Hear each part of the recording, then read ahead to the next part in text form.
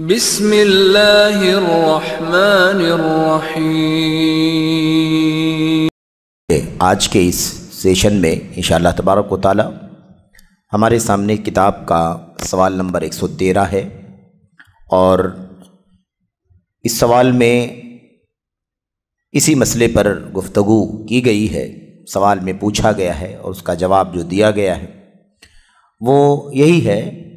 سائل کہتا ہے وہ کون سے شرعی اصول اور ضوابط ہیں جن پر ایک مسلمان کو ہمیشہ کاربند رہنا چاہیے تاکہ سلف صالحین کے منہج پر مضبوطی سے قائم رہ سکے، اس سے انحراف کا شکار نہ ہو اور باہر سے درآمد منحرف مناہج سے متاثر نہ ہو۔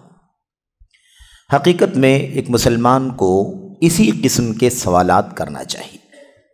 انسانی زندگی میں شاید میں سمجھتا ہوں کہ دین کے اعتبار سے اس سے زیادہ اہم سوال اور کچھ نہیں ہو سکتا کہ ایک مسلمان یہ جاننا چاہے کہ وہ اصول و ضوابط کون سے ہیں جن پر چل کر انسان اللہ کے سچے دین پر استقامت کے ساتھ ٹھہر سکے گا، مضبوطی کے ساتھ رہ سکے گا، اور انحراف سے بچے گا، گمراہی سے بچے گا، ضلالت سے بچے گا، اور جو باطل افکار نظریات ہیں ان کے جھانسے میں نہیں آئے گا، ان کے بہکاوے میں نہیں آئے گا۔ اسی بات کی فکر اللہ کے نبی صلی اللہ علیہ وسلم کے صحابہ ہمیشہ کیا کرتے تھے۔ ان کے دور میں، ان کے زمانے میں کوئی فتنہ، کوئی فرقہ نہیں تھا، لیکن جو دین اصل تھا وہی دین تو ہے جسے آج ہم حوالے میں پیش کر رہے ہیں۔ سلفیت اسی دین کا نام ہے جو دین اللہ کی کلام، اللہ کے نبی کی سنت اور صحابہ کرام کے دور میں تھا، اور اسے اللہ تبارک و تعالی نے بہت ہی اچھی طرح سے محفوظ رکھ دیا ہے، کر دیا ہے۔ تو سوال بڑا ہی اہم ہے۔ آئیے دیکھتے ہیں کہ وہ اصول اور ضوابط واقعی کون سے ہیں جن پر چل کر کے ایک مسلمان سچے دین پر قائم رہ سکتا ہے، سلف صالحین کے منہج پر استقامت کے ساتھ رہ سکتا ہے، انحراف سے کیسے بچے، فرقہ واریت سے کیسے بچے، نئے نئے مناہج سے اپنے آپ کو کیسے بچائے۔ جواب: اس سلسلے میں شرعی اصول و ضوابط سابقہ باتوں کے مجموعے سے سمجھے جا سکتے ہیں۔ یعنی شیخ صالح فوزان حفظہ اللہ نے کہا ہے کہ پچھلے درسوں میں، پچھلے سوالات کے جوابات میں بہت ساری باتیں ہوئی ہیں، ان سے سمجھا جا سکتا ہے کہ جس اصول اور ضابطے کے بارے میں سوال کیا جا رہا ہے وہ اصول و ضوابط کون سے ہیں۔ اس کے بعد اس کا خلاصہ چند پوائنٹس میں اس سوال کے جواب میں شیخ صالح فوزان بیان کرتے ہیں۔ تو اصول و ضوابط کے ضمن میں پہلا کیا ہے؟ پہلا اصول اور ضابطہ یہ ہے کہ انسان کو چاہیے کہ اہل علم و بصیرت سے رجوع کرے، انہی سے علم حاصل کرے۔ اب آپ اس بات کو اچھی طرح سے سمجھیں کہ یہ پہلا اصول کیوں ہے۔ حق پر، سلف صالحین کے منہج پر، صحابہ، تابعین، خیر القرون کے طور طریقے پر قائم رہنے کے لیے سب سے پہلا اصول کیا ہے؟ علم اور بصیرت سے وابستگی، اہل علم و بصیرت سے وابستگی۔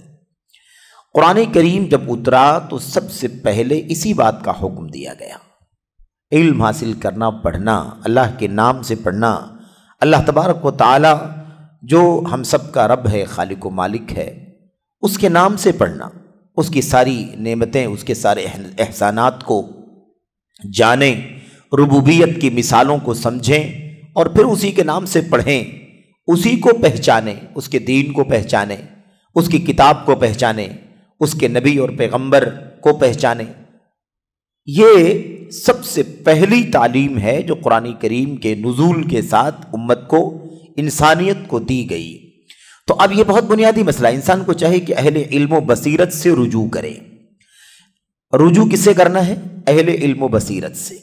نیتاؤں سے رجوع نہیں کرنا ہے، مشہور لوگوں سے رجوع نہیں کرنا ہے، عہدوں، مناصب اور مفکرین سے رجوع نہیں کرنا ہے، بلکہ رجوع کرنا ہے اہل علم سے، بصیرت سے۔ قل هذه سبیلی ادعو الی اللہ علی بصیرۃ انا ومن اتبعنی۔ بصیرت مندوں سے جو سچ مچ اللہ کی توحید، نبی کی سنت، صحابہ کرام کی سیرت کا علم رکھتے ہیں، جن کے یہاں توحید ہے، سنت ہے، جن کے یہاں तौहीद व सुन्नत का जो रास्ता है, उस रास्ते के लोगों का की सीरत और उनकी ज़िंदगी है, उन लोगों से रुजू करना है जो हक़ को दलीलों से जानने वाले हैं, जो हक़ को दलीलों से जानने वाले हैं और दलीलों को जानकर दलीलों की रोशनी में लोगों के सामने उसका पैगाम आम करने वाले, उन उलमा से रुजू करना चाहिए। इन्हीं से इल्म हासिल करे। इल्म किससे हासिल करे? इल्म वालों से इल्म हासिल करे। अब आप देख लीजिए, सवाल पढ़ें वापस और ये जुमला देखें। सवाल में क्या कहा गया? कौन से उसूल व ज़ाब्ते हैं जिस पर चल करके हम सलफ़ सालिहीन के रास्ते पर रह सकते हैं, मजबूती के साथ इनहिराफात से बच सकते हैं, गुमराहियों से बच सकते हैं। नए नए रास्ते, नए नए मनाहिज लोगों ने बना रखे हैं, इनसे अपने आप को कैसे बचा सकते हैं? अब इसके बारे में जवाब देते हुए पहला उसूल क्या है? इल्म बसीरत वालों से वाबस्ता होना और इल्म वालों ही से इल्म हासिल करना। अब लोग जो है अगर इस उसूल पर नहीं चलेंगे तो अब आप बताइए कि कैसे वो अल्लाह ताला के सच्चे दीन पर और सलफ़ उम्मत के मिशन पर, सलफ़ उम्मत के मनहज पर कैसे टिकेंगे? न जाने कहां कहां चले जाएंगे। इसलिए इल्म वालों से जुड़ना है, इल्म वालों ही से इल्म हासिल करना है।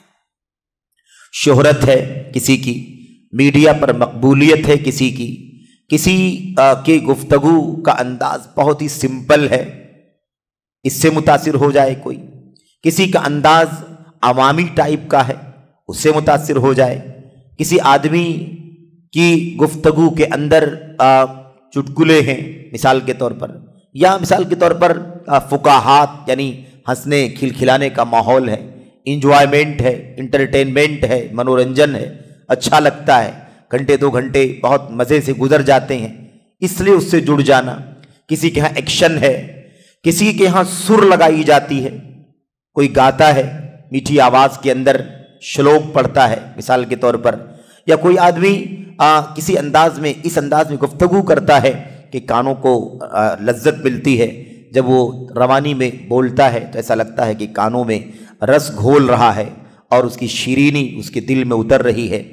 इस किस्म से, या कुछ लोग किस्सा गो हैं, वाइज़ीन हैं, जिनके पास बेसर पैर के बहुत सारे वाक़यात हैं, जिसको सुनकर के आदमी मुतासिर हो जाता है, कभी रोने लगता है, कभी उसकी वजूद में राशा तारी हो जाता है, कभी तारी हो जाती है, कभी इस कदर मुतासिर होता है कि वो दुनिया से बेगाना होकर के दीन से भी वाबस्ता होने की कोशिश करता है। इस तरह की चीज़ों से मुतासिर होकर के इंसान अगर उनसे जुड़ जाए, मुताल्लिक़ हो जाए, तो फिर उसका अंजाम क्या होगा कुछ नहीं कहा जा सकता। इल्म और बसीरत से जुड़ना है, इल्म और बसीरत वालों से जुड़ना है। ऐसे मयार, ऐसे पैमाने आजकल होते जा रहे हैं, बनते जा रहे हैं, बिगड़ते जा रहे हैं पैमाने, कि इंसान हैरान है। एक संजीदा आदमी जो इल्म चाहता है, जो बसीरत चाहता है, जो कुरान और सुन्नत के रोशन दलाइल बराहीन चाहता है, जिसकी रोशनी में वाकई वो अपने आप को सच्चे दीन पर रखे और इनहिराफात से, ज़लालतों से अपने आप को बचा सके, वो हैरान है कि इस तरह के माहौल में वो कहाँ जाए, किससे सीखे। वरना दूसरा तबका तो बहुत खुश है, उसे बड़ी लज्जत मिलती है, बड़ा मज़ा आता है। याद रखें, कोई मयार नहीं है, कोई पैमाना नहीं है सिवाय इसके कि इल्म और बसीरत होना चाहिए, इल्म और बसीरत होनी चाहिए। ये पहला उसूल है, उन्हीं से इल्म हासिल करना है। तो हमें चाहिए कि हम किसकी तलाश करें? इल्म की तलाश करें, अहले इल्म की तलाश करें। और जो कुछ हमने इशारे किए हैं, इस तरह की सोच और इस तरह की जहनियत से अपने आप को बचाएं। अल्लाह ताला से दुआ भी करें कि अल्लाह ताला हमें सच्चे इल्म वालों से वाबस्ता होने की तौफीक अता फरमाए, जिनके यहाँ खालिस मनहज है, खालिस अकीदा है, कुरान और सुन्नत के दलाइल हैं, मुस्तरद हवाले हैं, जो उसी लीक पर, उसी राह पर, उसी लकीर पर चलते हैं। हर सूरत में जो लकीर अल्लाह के नबी के सहाबे किराम और ताबईन की लकीर है, जो अल्लाह के नबी अलैहिस्सलाम की सुन्नत के मतवाले और शहदा थे, उन्हीं की लकीर पर चले। और ये लकीर तमाम तर मसाइल में कोई तौहीद व सुन्नत तो लिए हुए है, लेकिन उसको पेश करने का जो तरीक़ा है वो सहाबा और सुन्नत की लकीर पर नहीं है, बल्कि वो जदीद माहौल में जो कुछ मज़ेदार है, जो कुछ इंजॉयमेंट का रास्ता है, उसको अख्तियार कर लेता है। याद रखें, निसाब भी किताब व सुन्नत का है, सलफ़ उम्मत का है, तरीक़ा भी, ज़ाब्ता भी, दावत का उसलूब भी اور سب کچھ علم اور بصیرت کی روشنی میں ہونا چاہیے۔ اللہ تعالیٰ کے دین میں حق کے دلائل ہیں تو حق کے دلائل کو سیکھنے کا بھی طریقہ ہے، سکھانے کا بھی طریقہ ہے، اور اس حق کو لوگوں تک پہنچانے کا بھی طریقہ ہے۔ سلفی دعوت کے اصول اور ضابطوں میں ساری تفصیلات موجود ہیں۔ یہ دعوت کا جو طریقہ چل رہا ہے، یہ طریقہ وہی ہونا چاہیے جو اللہ کے نبی صلی اللہ علیہ وسلم اور آپ کے صحابہ کرام کا طریقہ ہے۔ ایسا نہیں ہے کہ دعوت میں آدمی جس طرح سے چاہے، جو راستہ چاہے، جو انداز چاہے پکڑ لے اور سمجھے کہ یہ مفید ہے تو مجھے یہ کرنا چاہیے۔ اس لیے آج آپ نے دیکھا ہوگا کہ لوگوں کے الگ الگ رخ بن گئے۔ کوئی دین اور دعوت کے نام پر یہ سمجھتا ہے کہ لوگ اگر گانے بجانے سے قریب آتے ہیں، انجوائمنٹ سے اگر قریب آتے ہیں، یا کوئی ایسی مجلس کرنے سے قریب آتے ہیں جس میں ان کو منورنجن ملے، تو لوگ اس کو بھی دعوت کا وسیلہ اور ذریعہ سمجھ لیتے ہیں۔ کچھ لوگوں نے رقیے کا طریقہ، دم اور جھاڑ پھونک کا طریقہ بنا رکھا ہے کہ اس سے لوگ قریب آتے ہیں، اس سے ہم تعویذ کاٹ لیتے ہیں وغیرہ۔ یہ لوگوں نے بنا رکھا ہے، ایسا کوئی ضابطہ اللہ کی کتاب اور نبی کی سنت کے اندر نہیں ہے کہ اس کو بنیاد بنا دیا جائے کہ اس بنیاد پر جو طریقہ رقیے کا جو طریقہ چل رہا ہے مروجہ، وہ سب درست ہے، صحیح ہے۔ ایسی باتیں کہنا یہ سلف امت کے منہج اور ان کے اصولوں کے خلاف ہے۔ ایسی کوئی چیز نہیں ہے کہ کوئی ہم حق پہنچانے کے لیے غایت مقصد اچھا ہے، اس اچھے مقصد کو پانے کے لیے وسیلہ کوئی بھی استعمال کر لیں، ایسا نہیں ہے۔ غایت لا تبرر الوسیلہ، الغایت لا تبرر الوسیلہ، مقصد یہ وسیلے کو نیک نہیں بنا دیتا ہے کہ مقصد اچھا ہے تو اب وسیلہ کوئی بھی اختیار کریں، یہ درست نہیں ہے۔ ایک آدمی کو اللہ کے گھر کی تعمیر کرنی ہے، اللہ کے گھر کی یعنی نماز پڑھنا ہے، سجدہ رکوع کرنا ہے، اب کہیں اتنا اچھا مقصد ہے، اللہ کی توحید کا مقصد ہے، اللہ کی بندگی کا مقصد ہے، مسجد قائم کرنا ہے، تو چلو اب جگہ جو ہے وہ غصب کر کے لے لی جائے، چوری کر کے لے لی جائے، خیانت کر کے لے لی جائے۔ نہیں، یہ نہیں کہا جا سکتا ہے کہ کوئی مسئلہ نہیں ہے، نماز پڑھنے کے لیے کام کیا جا رہا ہے، اللہ کی توحید کو، اللہ کی دھرتی پر اللہ کی توحید کو عام کرنے کے لیے کیا جا رہا ہے، تو اب اس مقصد کے پیش نظر وہ چوری جائز نہیں ہو جائے گی، وہ غصب جائز نہیں ہو جائے گا، وہ 2 نمبر 4 نمبر وہ خیانت جائز نہیں ہو جائے گی، وہ رشوت اور سود جائز نہیں ہو جائے گا وغیرہ۔ یہ موٹی مثالیں ہیں جو عام آدمی کو سمجھ میں آ سکتی ہیں۔ تو اس طرح سے یہ علم اور بصیرت سے جڑنا ضروری ہے۔ کہتے ہیں اور اپنی فکر میں گردش کرنے والی باتوں کے سلسلے میں انہی سے مشورہ کرے تاکہ اس بارے میں ان کی رائے کی روشنی میں قدم اٹھائے۔ اپنی فکر میں گردش کرنے والی باتوں کے سلسلے میں، یعنی فکر، دماغ میں جو کچھ چل رہا ہے، یہ ذہن میں آ رہا ہے، یہ دماغ میں آ رہا ہے، یہ آپ یہ سوچ رہے ہیں، جو کچھ آپ سوچ رہے ہیں اپنے ذہن و دماغ میں، اس کو کس سے شیئر کریں؟ انہی بصیرت مند علماء سے شیئر کریں، سچے علماء سے شیئر کریں تاکہ آپ کو صحیح رہنمائی کریں، انہی سے مشورہ کریں تاکہ ان کی تاکہ اس بارے میں انہی کی رائے کی روشنی میں قدم آگے بڑھائیں۔ یہ بہت بنیادی چیز ہے، یہ بھی شیخ صالح فوزان نے بڑی ہی بصیرت کی بنیاد پر یہ بات کہی ہے، کیونکہ آج نہ جانے کتنے فرقے، نہ جانے کتنے ازم، نہ جانے کتنے حزب، نہ جانے کتنی پارٹیاں، نہ جانے کتنے مناہج بنے ہوئے ہیں۔ نوجوان اس کو سنتا ہے، اس کو سنتا ہے، یہ دیکھتا ہے، وہ دیکھتا ہے، الجھن میں رہتا ہے، اس کے دماغ میں نہ جانے کیا کیا گردش کرتا ہے۔ تو اس کے دماغ میں جو کچھ گردش کر رہا ہے کہ فلاں فرقہ تو بڑا اچھا کام کر رہا ہے، فلاں فرقے کے یہاں بڑا اچھا کام یہ ہے، اس کے یہاں کچھ کمیاں ہیں لیکن یہ اچھا ہے، اس کے یہاں یہ کمیاں ہیں مگر یہ اچھا ہے، تو اس کو چاہیے کہ ان افکار کو، ان الجھی ہوئی باتوں کو جو ذہن و دماغ میں گردش کر رہی ہیں، اس کو کس سے شیئر کرے؟ سچی بصیرت مند علماء سے شیئر کرے اور ان سے پوچھے کہ میرے ذہن میں یہ آ رہا ہے، میری فکر میں یہ آ رہا ہے، میرے دماغ میں یہ چل رہا ہے، میں ایسا سوچتا ہوں، رہنمائی کیجئے سلف صالحین کے منہج کے مطابق کہ میری فکر، میری سوچ کہاں تک درست ہے، مجھے یہ قدم اٹھانا چاہیے یا نہیں اٹھانا چاہیے۔ یہ بہت بنیادی مسئلہ ہے۔ اس کا مطلب کیا نکلا کہ حق کی راہ پر چلنے کے لیے آپ کو ہم کو کیا کرنا ہے؟ آپ کو ہم کو سلف امت کی راہ پر چلنے والے اور اسی مشن کے علماء سے وابستہ ہونا ہے۔ اس کے بغیر ہم راہ استقامت پر سلف صالحین کے منہج پر قائم نہیں رہ سکتے۔ تو یہ پہلا اصول ہے جو شیخ صالح فوزان حافظہ اللہ نے بیان کیا ہے۔ اس کے بعد دوسرا اصول کیا ہے؟ کہتے ہیں معاملات میں دیر تک غور و فکر کرے، معاملات میں دیر تک غور و فکر کرے، عجلت نہ کرے اور لوگوں پر حکم لگانے میں جلد بازی سے کام نہ لے، بلکہ اسے چاہیے کہ پہلے خوب تحقیق کر لے۔ اللہ تعالیٰ کا ارشاد ہے، تحقیق کرنے کے بارے میں دلیلیں پیش کر رہے ہیں۔ یہ دوسرا اصول ہے۔ آج یہ بہت بڑا مسئلہ بنا ہوا ہے، خاص طور پر میڈیا کے اس پھیلاؤ اور بہاؤ کے ماحول میں۔ میڈیا کا تو ایک شعلہ ابل رہا ہے، ایک کہہ لیجئے کہ ایک لہر ہے، ایک موجہ ہے، اس اعتبار سے کہ ہر ایک اس لہر میں میرے بھائیوں اپنے آپ کو متاثر پا رہا ہے۔ ایسے حالات میں تو خاص طور پر کسی بات کی تحقیق کیے بغیر اسے آگے بڑھانا بہت خطرناک ہے۔ ایسی چیزیں ہیں، اس سلسلے میں اب یہ موقع نہیں ہے کہ میڈیا جو جدید ہے آج کے دور کا، جس کو سوشل میڈیا کہتے ہیں، ہے نا، اس کے اندر تحقیق کرنا، تدقیق کرنا، تثبت کرنا ایک دم بنیادی کام بن چکا ہے۔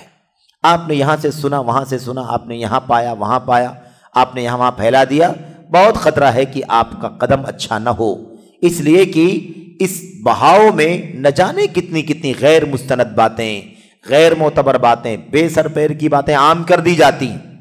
کتنی دلیلیں، کتنے حوالے غلط، کتنی دلیلیں غلط، کتنی نسبتیں غلط، کتنے حالات غلط، کتنی ساری باتیں لوگ پھیلاتے ہیں۔ پھر ہر آدمی اپنی اپنی باتوں کو یہاں پھیلانا چاہتا ہے، کوئی رکاوٹ نہیں ہے، ایک میدان ہے، ایک اکھاڑا ہے، جس کو چاہیے وہ اپنی طاقت کا اور اپنی قوت کا جوہر دکھائے، کوئی پابندی نہیں۔ اس لیے بہت ضروری ہے کہ کسی بھی معاملے میں جلد بازی نہ کرے، معاملات میں دیر تک غور فکر کرے، عجلت نہ کرے، لوگوں پر حکم لگانے میں جلد بازی سے کام نہ لے، جلد بازی نہ کرے، ٹھیک ہے، خوب تحقیق کر لے۔ اللہ تبارک و تعالیٰ فرماتا ہے یا ایھا الذین آمنوا ان جاءکم فاسق بنبأ فتبینوا ان تصیبوا قوما بجہالۃ فتصبحوا علی ما فعلتم نادمین۔ مسلمانوں، اگر تمہیں کوئی فاسق خبر دے تو تم اس کی اچھی طرح تحقیق کر لیا کرو، ایسا نہ ہو کہ نادانی میں کسی قوم کو ایذا پہنچا دو پھر اپنے کیے پر پشیمانی اٹھاؤ۔ یعنی کیا مطلب؟ تحقیق کرنا، پتہ لگانا ضروری ہے۔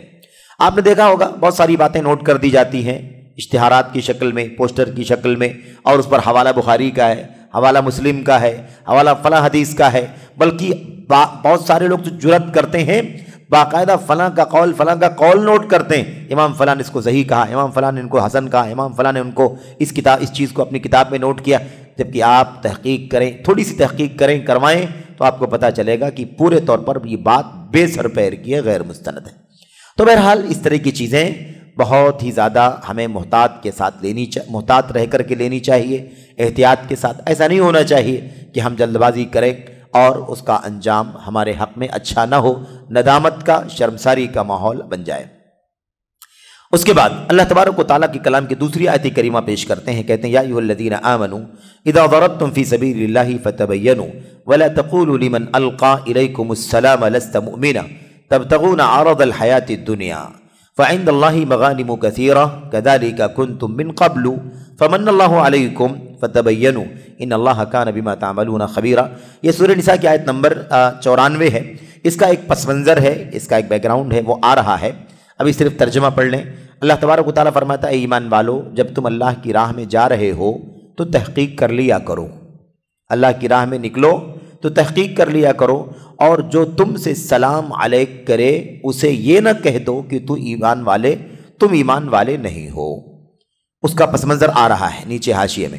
تم دنیوی زندگی کے اسباب کی تلاش میں ہو تو اللہ تعالیٰ کے پاس بہت سی غنیمتیں ہیں، پہلے تم بھی ایسے ہی تھے، پھر اللہ تعالیٰ نے تم پر احسان کیا، لہذا تم تحقیق و تفتیش کر لیا کرو، بے شک اللہ تعالیٰ تمہارے اعمال سے باخبر ہے۔ تبینوا یعنی تمہیں جو خبر پہنچی ہے اس کی خوب تحقیق اور تفتیش کر لیا کرو۔ تو بہرحال اس کا پس منظر آگے آ رہا ہے حاشیے میں۔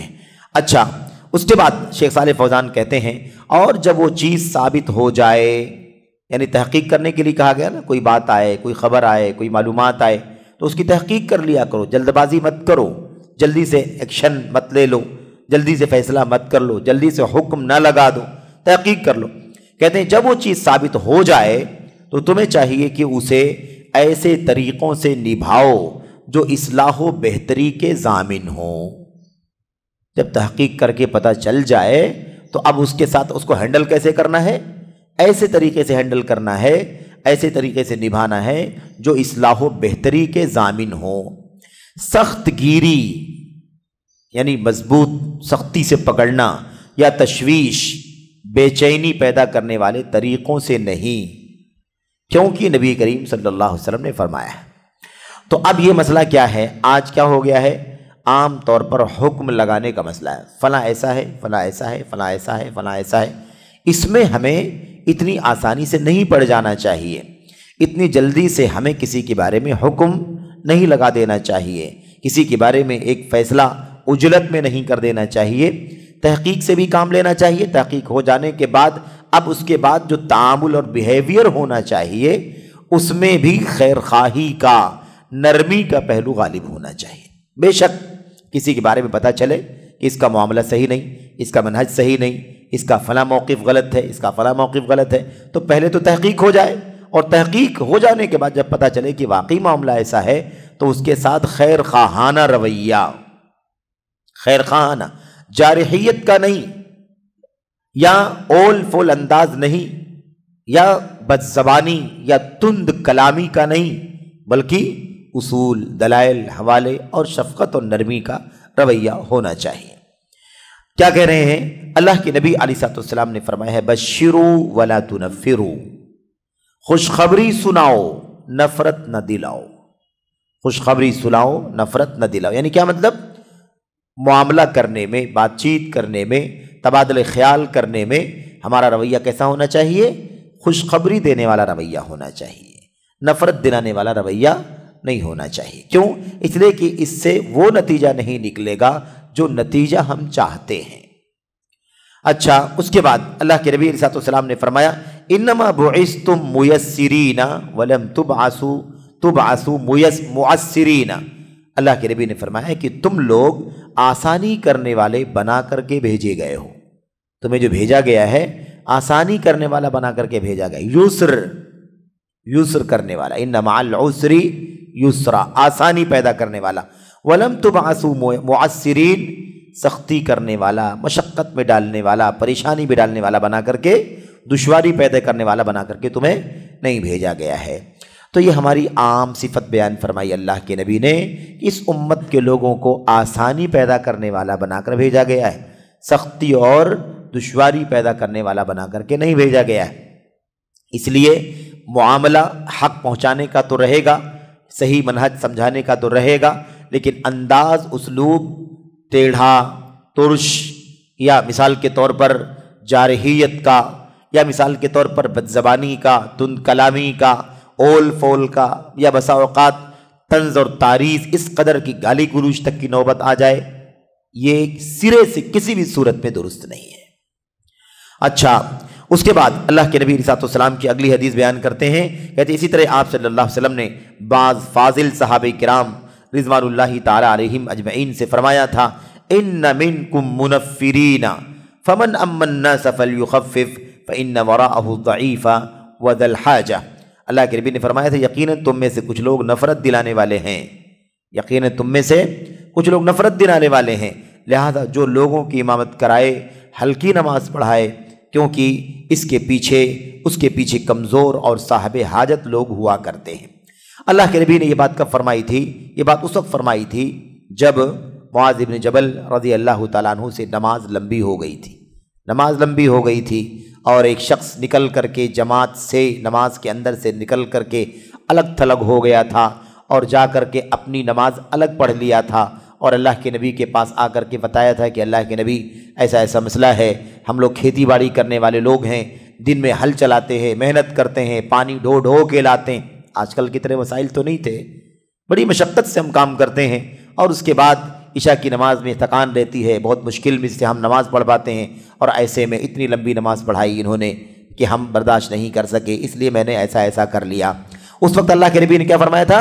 وَإِنَّ مِنْكُمْ مُنَفِّرِينَ، دیکھو کچھ لوگ نفرت دینے والے بن جاتے ہیں۔ اتنی لمبی نماز نہیں پڑھانا چاہیے کہ لوگ آپ کے پیچھے نماز پڑھنے سے کترائیں، یہ اللہ کے نبی نے اب آپ سوچیے نماز کے اندر بھی نفرت دلانے والا کام نہیں کرنا ہے، نفرت دلانے والا کام نہیں کرنا۔ اب نماز سے بڑی عبادت، اللہ کی توحید کے بعد سب سے بڑی عبادت نماز ہے، صلاۃ ہے، لیکن اس کے باوجود اللہ کے نبی نے کیا فرمایا؟ آپ نے فرمایا جب تم میں سے کوئی آدمی لوگوں کی امامت کرائے فلیخفف، تو اسے چاہیے کہ وہ ہلکی نماز پڑھائے، امامت کرنے میں یہ بہت بڑی ذمہ داری ہے کہ وہ اپنے پیچھے جو لوگ کھڑے ہیں ان کی رعایت کرے. اس میں بوڑھے ہیں، کمزور ہیں، بیمار ہیں، بچے ہیں، اگر عورتیں ہیں اگر پڑھ رہی ہیں نماز تو ان کے ساتھ خاص طور پر مسئلے ہیں. تو ایسی صورت میں چاہیے کہ ہم کیا کریں، ہم نماز ہلکی پڑھائیں، متوسط پڑھائیں، ایسی پڑھائیں کہ سنت بھی ادا ہو جائے اور لوگوں کے لیے مشقت کا باعث نہ ہو. اگر آدمی تنہا اپنی نماز پڑھ رہا ہے، کوئی نفل پڑھ رہا ہے تو بات الگ ہے، جیسی چاہے ویسی پڑھے، جتنی اس کو ہمت ہو لمبی کرے، کوئی مسئلہ نہیں. تو یہ ہے فَإِنَّ وَرَاءَهُ الضَّعِيفَ ذَا الْحَاجَةِ، کیونکہ اس کے پیچھے کمزور اور ضرورت مند لوگ رہتے ہیں. تو یہ پتہ معلوم یہ ہونا چاہیے، بتانا یہ مقصد ہے. فرماتے ہیں کہ آسانی فراہم کرنا، آسانی کی چھاپ آپ کے کام میں ہونی چاہیے، حتیٰ کہ امامت میں، معاملات میں، بیہیویئر میں، رہن سہن میں، حکم لگانے میں، ہر چیز میں کیا غالب ہونا چاہیے؟ نرمی کا پہلو غالب ہونا چاہیے، شفقت کا پہلو غالب ہونا چاہیے. ایسا نہ رہے ایک دم جارحیت، تند کلامی، سخت کلامی، آپ کے پاس کوئی آنا نہیں چاہتا، آپ کی بات کوئی نہیں سننا چاہتا کیونکہ آپ اول فول بولتے ہیں. حق گوئی کی بات نہیں ہو رہی کہ حق گوئی نہیں کرنا ہے، حق گوئی کا اسلوب اور طریقہ بتایا جا رہا ہے. اب حق بات کو سننے سے کوئی بھاگ رہا ہے تو کیا حق نہیں بولیں گے؟ حق تو بولیں گے میرے بھائی، حق تو بتائیں گے، لیکن حق کو بیان کرنے کا انداز سنجیدہ اور سلجھا ہوا اور تفہیم کا، سمجھانے کا، اور اسے اچھی طرح سے ہے نا اس کو اس طرح سے بتانے کا کہ حق واضح ہو جائے اور اس کے ساتھ نفرت کا، شدت کا، جارحیت کا کوئی ماحول نہ بننے پائے. تو بہرکیف کہتے ہیں مقصود یہ ہے کہ مسائل کو بڑی دانائی اور سنجیدگی سے نبھایا جائے. جو بصیرت کا لفظ آیا ہوا ہے قرآن کی آیت میں، اس میں بصیرت کے اندر علم کے ساتھ ساتھ ان تمام چیزوں کو بھی جاننا شامل ہے، ان تمام چیزوں کی رعایت کرنا بھی شامل ہے. کسی کے لیے ایسے میدان میں گھسپیٹ کرنا جائز نہیں جسے وہ اچھی طرح انجام نہ دے سکتا ہو. جس کا جو کام ہے اور اس کام کو اچھی طرح سے انجام دے سکتا ہے وہی وہ کام کرے. تو یہ دوسرا اصول ہے جو شیخ صالح فوزان حفظہ اللہ ہمیں سکھلا رہے ہیں. اس کے بعد تیسرا اصول دیکھیے، کہتے ہیں ایک اصول یہ بھی ہے تیسرا اصول یہ بھی ہے کہ انسان اہل علم کی ہم نشینی اختیار کر کے اور ان کے آرا سن کر کے اپنے علم میں اضافہ کرے. ہے نا، علم و بصیرت سے وابستگی کی بات آ چکی ہے اور یہاں براہ راست اہل علم کی رائے کو سامنے رکھتے ہوئے قدم اٹھانے کی بات ہو رہی. انہی کی رائے سے، تصدر بالرائے جس کو کہتے ہیں، آگے بڑھنا ان کی رائے سے، آگے بڑھنا ان کی رائے سے، قدم اٹھانا ان کی رائے سے. یہ خاص طور پر ایک اصول یہ بھی ہے کہ انسان اہل علم کی ہم نشینی اختیار کر کے اور ان کے آرا سن کر اپنے علم میں اضافہ کرے.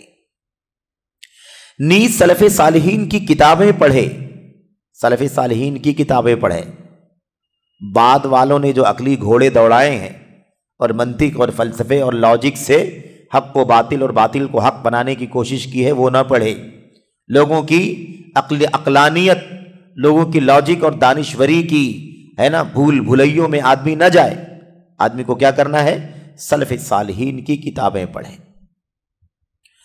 اسلاف امت کے علماء و مصلحین کی سیرتوں کا مطالعہ کرے. یہ ہے ہمارا حق پر قائم رہنے کے لیے، صحیح منہج پر قائم رہنے کے لیے ہماری ذمہ داریاں اور اصول و ضوابط جس کے ذریعے سے ہم قائم رہ سکتے ہیں. تو اصل میں یہی ہے، علماء سے وابستگی، ہم نشینی اور سلف صالحین کی کتابیں اور اسلاف امت کے علماء اور مصلحین کی سیرتوں کا مطالعہ. دیکھے کہ وہ کیسے معاملات کو انجام دیتے تھے، لوگوں کو کیسے نصیحت کرتے تھے، بھلائی کا حکم کیسے دیتے تھے اور منکر سے کیسے روکتے تھے اور چیزوں پر حکم کیسے لگایا کرتے تھے. یہ ساری چیزیں ان کی سیرت اور سوانح میں، ان کی تاریخ میں اور اسی طرح گزرے ہوئے نیک کاروں اور راست بازوں کے قصوں میں درج ہیں. تو ہمارے سامنے تو ایک پورا نمونہ ہے، پورا دستور ہے. اس لیے جب ہم کہتے ہیں سلف صالحین تو اس سے مراد صرف وہ گزرا ہوا پیچھے کا وہ زمانہ نہیں ہے، زمانہ ٹائم پیریڈ نہیں ہے. یہ بھی بدعتیوں نے اس طرح کی بات کہی.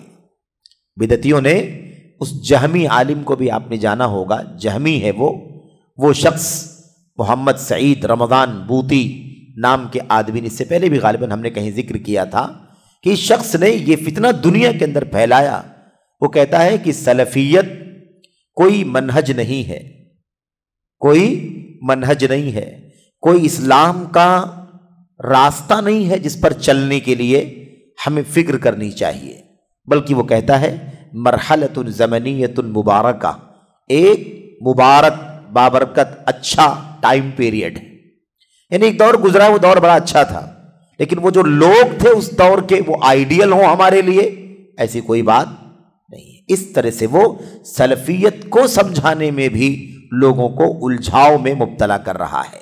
اس طرح سے اس نے بھی گویا کہ سلفی مشن کو پورے طور پر یعنی منہدم کر دینے کی کوشش کرتا ہے کہ سلفیت سے مراد ایک ٹائم پیریڈ ہے، پرانا گزرا ہوا ٹائم پیریڈ وہ مراد ہے۔ وَلَيْسَتْ مَذْهَبًا إِسْلَامِيًّا، کوئی اسلامی مسلک یا اسلامی منہج نہیں ہے۔ تو ایسی بات نہیں ہے، سلفیت دراصل ایک منہج ہے، زندگی کا دستور ہے، قرآن و سنت پر عمل کا سب سے زیادہ مبارک اور ستھرا پیریڈ اگر گزرا ہے تو وہی صحابہ کرام کا دور ہے، ان کے بعد تابعین کا، ان کے بعد تبع تابعین کا۔ تو یہ بھی اچھی طرح سے جاننے کی ضرورت ہے۔ تو یہ ساری چیزیں جو بیان کی جا رہی ہیں کہ سیرت کا مطالعہ کیا جائے، سلف کی کتابیں پڑھی جائیں، اس لیے کہا جا رہا ہے کیونکہ وہ ایک پورا نظام قرآن کا، سنت پر، اس پر عمل کرنے کا دنیا کا سب سے ستھرا پیریڈ گزر چکا ہے، اور دنیا کے سب سے معتبر لوگ گزر چکے ہیں، انہی کو ہمیں آئیڈیل بنانا ہے، ہر مسئلے میں آئیڈیل بنانا ہے۔ تو اللہ تعالیٰ فرماتا ہے لَقَدْ كَانَ فِي قَصَصِهِمْ عِبْرَةٌ لِأُولِي الْأَلْبَابِ، سورہ یوسف کی آیت کریمہ میں اللہ فرماتا ہے یقیناً ان پچھلے گزرے ہوئے لوگوں کی کہ قصوں میں، ان کے واقعات میں عبرت اور نصیحت ہے۔ اس لیے ہمیں چاہیے کہ ہم کیا کریں، ہم ان لوگوں کی زندگیاں پڑھیں، صحابہ کرام کی زندگیاں، تابعین کی زندگیاں۔ آج حالت ایسی ہو گئی ہے کہ آدمی تجدد کے نام پر دین میں بھی نیا راستہ تلاش کرتا ہے۔ دنیا میں تجدد جتنا آپ کرنا چاہیں کریں، جب تک کہ دین کے خلاف نہ جائیں کوئی بات نہیں ہے، لیکن دین کے اندر تجدد نہیں۔ دنیا کتنا بھی نئے پن کی طرف جائے، ماڈرنزم کی طرف جائے، لیکن ہمارے لیے اللہ تبارک و تعالیٰ کا وہی پرانا دین جو اتر چکا ہے 1400 سال پہلے، وہی ہمارے لیے آئیڈیل اور نمونہ ہے۔ تو دنیا آگے جائے گی ضرور، لیکن وہ دین جو فالو کیا جائے گا وہ بالکل پرانا والا۔ اسی لیے اللہ کے نبی علیہ السلام نے فتنوں میں کیا کریں جب صحابہ نے پوچھا تھا تو اللہ کے نبی نے فرمایا تھا علیکم بالامر العتیق، علیکم بالامر العتیق، تم لوگ ایک دم پرانے والے راستے کو لازم پکڑنا۔ عتیق کسے کہتے ہیں؟ پرانے کو، البیت العتیق پرانا گھر، اسی لیے البیت العتیق کی طرح سے علیکم بالامر العتیق، پرانا والا راستہ۔ جاؤ پیچھے، دیکھو اللہ کے نبی کی زندگی، گرچہ وہ گھوڑے کا دور تھا، خچر کا دور تھا، گدھے کا دور تھا، اونٹوں پر چلنے کا دور تھا، ٹیکنالوجی نہیں تھی، دنیا کی ترقیات نہیں تھی، وسائل نہیں تھے، ہے نا، یہ ساری چیزیں نہیں تھی، دور پرانا تھا، لیکن جتنا بھی دور آگے جائے گا ہمارے لیے دین کے اعتبار سے جو سب سے معتمد راستہ ہوگا وہ پرانا والا ہوگا۔ اس لیے ہمیں چاہیے کہ ہم اس چیز کو اچھی طرح سے سمجھیں، پیچھے جائیں، ان کے قصوں میں، ان کی زندگیوں میں تمہارے لیے عبرت ہے، نصیحت ہے۔ کیونکہ مسلمان اس امت کا ایک فرد ہے، مسلمان اس امت کا ایک فرد ہے، اور امت آغاز اسلام سے قیامت تک کے مسلمانوں کے مجموعے کا نام ہے۔ ظاہر سی بات ہے کہ امت کس کا نام ہے؟ پوری امت کا نام ہے نا۔ اللہ کے نبی صلی اللہ علیہ وسلم کے مخاطب پہلے سے لے کر آخری فرد تک سب کے سب کون ہیں؟ یہ امت کے افراد ہیں، یہی مجموعی امت ہے۔ اور مسلمان کو چاہیے کہ سلف صالحین کی سیرت اور احوال کا مطالعہ کرے کہ وہ مسائل کو کس طرح انجام دیا کرتے تھے، اس بارے میں ان کا طور طریقہ کیا تھا، اس بارے میں ان کا طور طریقہ کیا تھا۔ تاکہ ان کے منہج و طریقے پر چلے اور جلد بازوں کی باتوں اور جاہلوں کی حرکتوں کو بالکل نہ دیکھے جو بلا علم و بصیرت لوگوں میں جوش اور جذبات پیدا کرتے ہیں۔ اشارہ ہے اخوانیت کی طرف، اخوانیت کی طرف۔ یہی لوگ عاطفہ، یہی لوگ جذباتیت، یہی لوگ جارحیت، اور یہی لوگ اس معاملے میں جوش، اشتعال، یہ کر دینا چاہیے، وہ کر دینا چاہیے، اس طرح کی باتیں کرنے والے لوگ ہیں۔ تو اس طریقے سے یہ بتا رہے ہیں شیخ صالح فوزان کہ ہمیں کیا کرنا چاہیے، ہمیں جلد بازی سے، جلد بازوں سے، جاہلوں سے بچنے کی ضرورت ہے۔ آج کل بہت سے کتابچے یا تقریریں یا مقالات اور مضامین ایسے لوگوں کی جانب سے آ رہے ہیں جو شرعی امور سے جاہل اور نابلد ہیں۔ ابھی شیخ صالح فوزان نے بڑی جرأت سے اس وقت کے جو کتابچے یعنی چھوٹے پمفلٹ جو ہوتے ہیں، چھوٹی کتابیں یا اور بھی مضامین ہیں یا تقریریں ہیں، لیکچرز وغیرہ، اس زمانے میں اور آج سے جیسا کہ ہم نے ذکر کیا اس سے پہلے کہ 25-30 سال پہلے کی بات ہے یہ، اس وقت یہ بات انہوں نے کہی تھی۔ آج کا یہ میڈیا اگر آپ دیکھیں، اس کو سامنے رکھیں، تو آپ سمجھ سکتے ہیں کہ آج اتنا زیادہ میڈیا کا پھیلاؤ ہے، صبح شام نہ جانے کیا کیا نشر ہو رہا ہے، بولی جانے والی چیزیں، دیکھی جانے والی چیزیں، پڑھی جانے والی چیزیں، نہ جانے کتنا کتنا نشر ہو رہی ہیں۔ تو اس زمانے میں انہوں نے کہا تھا کہ آج کل بہت سے کتابچے، تقریریں یا مقالات اور مضامین ایسے لوگوں کی جانب سے آ رہے ہیں جو شرعی امور سے جاہل و نابلد ہیں۔ اب آپ بات سمجھیں، شرعی امور یعنی دین کے گہرے علم سے نابلد ہیں۔ اب ان کے پاس مٹیریل کیا ہے، ان کے پاس صلاحیت کیا ہے؟ شیخ صالح فوزان کہتے ہیں بس لوگوں کو بھڑکاتے ہیں۔ کیا کام ہے ان کا؟ لوگوں کو بھڑکانے کا کام ہے، اور ایسی باتوں کا حکم دیتے ہیں جس کا حکم نہ انہیں اللہ نے دیا ہے نہ اس کے رسول نے۔ ایسی باتوں کا حکم دیتے ہیں جس کا حکم اللہ نے دیا ہے نہ اس کے رسول نے۔ اگر یہ چیزیں اچھے مقصد اور نیک نیتی سے بھی صادر ہوئی ہوں تو بھی اعتبار حق اور درستگی کا ہے، نہ کہ نیت اور ارادے کا۔ اور یہ تو شریعت کے اصولوں میں سے ہے۔ آپ صرف نیت اچھی رکھیں، کچھ بھی پھیلائیں، اس کا اعتبار نہیں شریعت کے اندر۔ آپ کی نیت بھی صحیح ہو اور آپ کا منہج بھی صحیح ہو، کیا پیش کرنا ہے وہی پیش کرنا ہے، اور کس نیت سے پیش کرنا ہے اسی نیت سے پیش کرنا ہے۔ میری نیت بہت اچھی ہے لیکن میں نے قدم جو اٹھایا وہ قدم غلط ہے۔ میری نیت بہت اچھی ہے لیکن جو میں نے بولا ہے وہ غلط ہے، میں نے جو کہا ہے، جو کیا ہے وہ غلط ہے، میں نے جو تصرف کیا ہے وہ بیجا ہے۔ اس لیے نیت اور ارادہ کافی نہیں ہے، نیت اور ارادہ بھی اچھا ہونا چاہیے، اور اسی کے ساتھ ساتھ راستہ اور ٹریک بھی اچھا ہونا چاہیے، کام بھی درست ہونا چاہیے، تب جا کر کے اس کا فائدہ ہوگا۔ اس لیے بہت سارے لوگ اتنی آسانی سے اس مسئلے کو بطور حوالہ اور بڑا حوالہ پیش کر دیتے ہیں۔ آپ لاکھ ان کو سمجھائیں لیکن کہتے ہیں کہ بہت نیک آدمی ہیں، بڑے مخلص ہیں، بڑے اللہ والے ہیں، بڑا خیر کا جذبہ رکھتے ہیں۔ سب ٹھیک ہے، خیر کا جذبہ رکھنا کافی نہیں ہے۔ کتنے بدعتی ہیں جو صراحت کے ساتھ بدعتیں ہی انجام دیتے ہیں لیکن ان کی نیتیں اچھی ہیں۔ میلاد والوں کی نیتیں کیا خراب ہیں؟ جو نبی کریم صلی اللہ علیہ وسلم کی تاریخ پیدائش کا جشن مناتے ہیں، کیا ان کی نیتیں غلط ہیں؟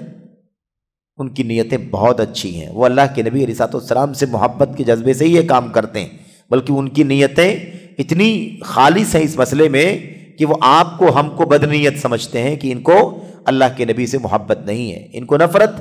کیسے مسلمان اللہ کے نبی کی پیدائش بھی، خوشی بھی نہیں مناتے؟ تو لیکن یہ کافی نہیں ہے، ہم پابند ہیں اللہ کے نبی صلی اللہ علیہ وسلم کی لائی ہوئی شریعت اور آپ کے دین کے، آپ کے حکم و فیصلے کے پابند ہیں، سلف امت کی راہ کے پابند ہیں۔ اس لیے صاف صاف اس بات کو شیخ صالح فوزان کہتے ہیں بس بھڑکاتے ہیں، بس لوگوں کو کیا کرتے ہیں؟ بھڑکاتے ہیں۔ اب اخوانیوں کا کام کیا ہے؟ حکمرانوں کے خلاف اکسانا، ہمیں ایسا کر دینا چاہیے، ہمیں ایسا کر دینا چاہیے، دین کو دنیا میں نافذ کرنا ہے، اور جب تک اللہ تعالیٰ کا دین مضبوط نہیں ہوگا اور ہماری طاقت نہیں بنے گی تب تک ہم کیا کر سکتے ہیں؟ یہ دیکھو بزدلی کا ثبوت دے رہے ہیں، یہ دیکھو یہ ہے نا اسلام کو، مسلمانوں کو رسوا کرنے کا کام کر، اس طرح کی باتیں لوگ کرتے ہیں۔ شیخ صالح فوزان صاف کہتے ہیں بس لوگوں کو بھڑکاتے ہیں اور ایسی باتوں کا حکم دیتے ہیں جس کا اللہ نے، اس کے رسول نے حکم نہیں دیا۔ اگر یہ چیزیں اچھی نیت سے بھی کہی جا رہی ہوں، کی جا رہی ہوں، تو بھی اس کا اعتبار نہیں ہوگا۔ نیت صرف نہیں دیکھی جائے بلکہ کام دیکھا جائے گا، اس سنت کے مطابق سلف کی راہ کے مطابق ہے یا نہیں ہے۔ بھئی مسجد کے اندر، مسجد کوفہ میں جب سب لوگ سبحان اللہ الحمدللہ اور اسے لا الہ الا اللہ کا وظیفہ پڑھ رہے تھے اور ایک آدمی ان کو 100 مرتبہ پڑھنے کے لیے کہہ رہا تھا، تو حضرت ابو عبد الرحمن یعنی عبداللہ بن مسعود رضی اللہ تعالیٰ عنہ نے ان کو جا کر کے جب تنبیہ کیا، ڈانٹا، منع کیا، تو ان لوگوں نے کیا جواب دیا تھا؟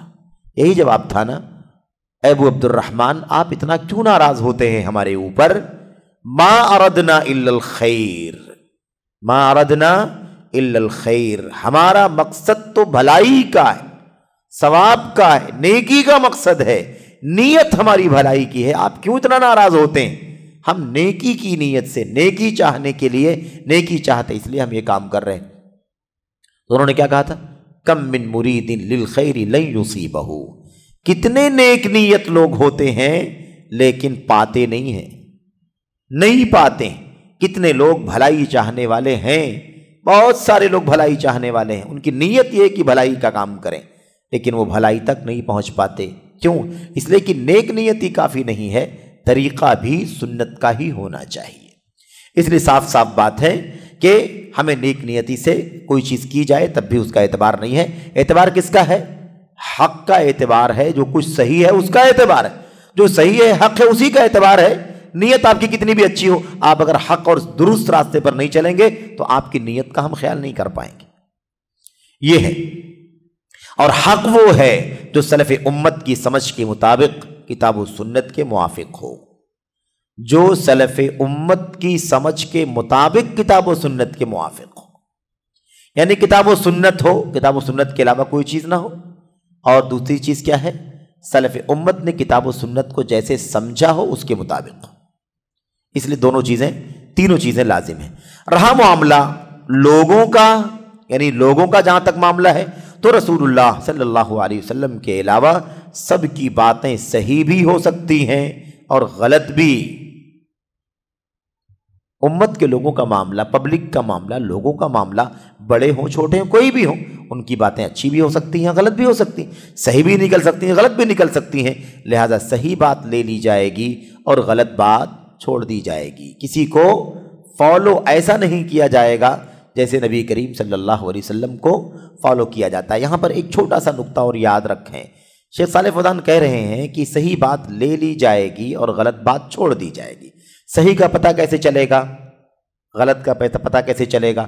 صحیح کا پتہ ایسا چلے گا کہ وہ موافق ہوگا سنت کے، اور غلط کا پتہ ایسے چلے گا کہ وہ موافق نہیں ہوگا سنت کے۔ تو اب مسئلہ یہ ہے کہ ایک آدمی نے کوئی عمل کیا، وہ عمل فلاں کرتے ہیں، اب اس کو جب چیک کیا گیا تو وہی عمل واقعی اللہ کی نبی کی سنت سے ثابت ہے۔ بات سمجھ میں آ رہی ہے نا؟ صحیح کا پر عمل کرنا ہے، غلط کو چھوڑنا ہے۔ صحیح کیا ہے؟ جو نبی کی سنت کے مطابق ہو۔ اب دیکھا گیا کہ فلاں صاحب کا کام نبی کی سنت کے مطابق ہے، فلاں امام ہے، فلاں بزرگ ہے، فلاں شخصیت ہے، فلاں ہے نا، کوئی بھی ہو، فلاں کی بات ہم جب دیکھ رہے ہیں تو وہ نبی کی سنت کے مطابق کیا کیا جائے گا؟ اس کی بات کو لے لیا جائے گا۔ لیکن عمل جو کیا جائے گا وہ اس نیت سے نہیں کیا جائے گا کہ یہ فلاں صاحب کا قول ہے، بلکہ عمل اس نیت سے کیا جائے گا کہ نبی کریم صلی اللہ علیہ وسلم کی سنت ہے۔ اس لیے صحیح پر عمل کے پیچھے سوچ بھی صحیح ہونی چاہیے۔ مقصد کیا ہے؟ مقصد یہ ہے کہ نیت کافی نہیں ہے سنت کے بغیر، اور سنت کافی نہیں ہے نیت کے بغیر، دونوں ضروری ہیں۔ ایک آدمی، چھوٹی سی مثال میں ماحول کی مثال، یعنی عام جو مسائل اور جھگڑے کی مثال ہے، یعنی عام طور پر جو جھگڑے ہوتے رہتے ہیں نماز کے مسائل میں تقلیدی گروہ بندیوں کے اعتبار سے، اس کی ایک مثال دیتا ہوں، اور مثال بہت معروف ہے، ہمارے علماء دیتے رہے ہیں۔ مثال ایسی ہے کہ ایک شخص شافعی مسلک سے جڑا ہوا ہے، اپنے آپ کو کیا کہتا ہے؟ شافعی کہتا ہے۔ امام شافعی رحمۃ اللہ علیہ کے یہاں ہاتھ نماز میں سینے پر باندھنے کا مسلک موجود ہے۔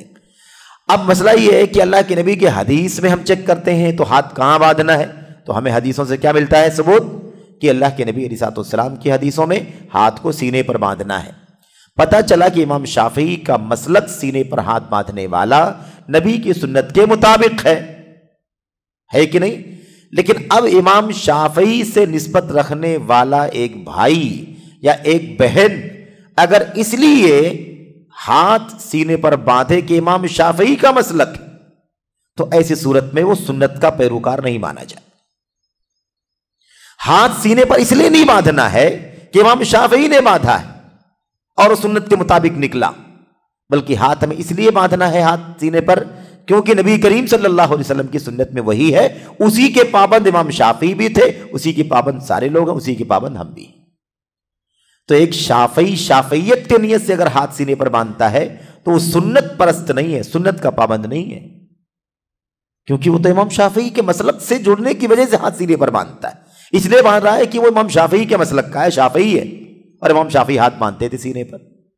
تو یہ طریقہ درست نہیں ہے۔ ہماری جستجو سنت ہونی چاہیے، ہماری تلاش نبی کا طریقہ، نبی کے صحابہ کرام کا مشن ہونا چاہیے۔